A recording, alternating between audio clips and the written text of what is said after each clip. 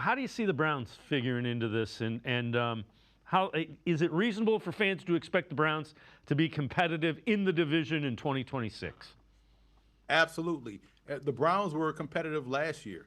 And the fact that the 49ers game was another game where you look at like, man, special teams and going for it on fourth down, that just bad situational football doomed them. They had that game, they had the Bills game, they had the Vikings game, they had the Titans game. So that tells you this team was more closer to 8-9 or 9-8 than they were 5-12. And when you look at what they have in Shador Sanders, who I like, along with the run game that they have, two talented backs, three if you want to include Rocket Sanders, who was a great find for them as an undrafted free agent. They're building along the offensive line. They're building out the receiving core. That includes the tight end, so they're going to add more depth and talent there. And now you have a full offseason of everyone learning at the same pace with a defense that has a lot of the same pieces in place already, especially within that coaching room. So this is a team that you can be. You know more about the Browns than you do a lot of teams in this division.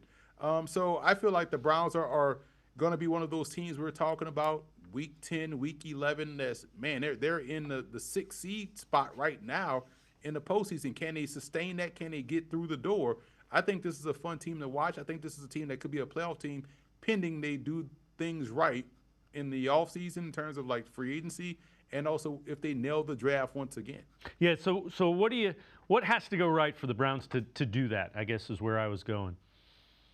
Trenches, and again, you within this division you build inside out.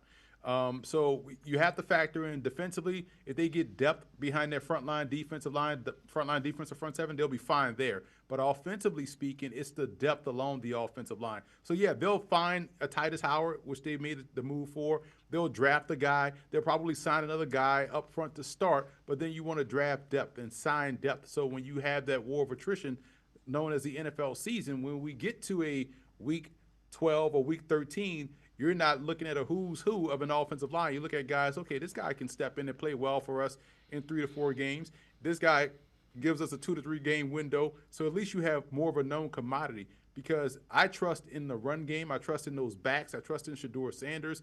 I do trust in their receiving core if the offensive line is correct. And I think they have a chance to really do things the right way and get that part squared away going into the season. So therefore, toward the end of the season, we won't have these same questions that we had last year, where it was like, man, like I said, I joked with you when we were in Indy.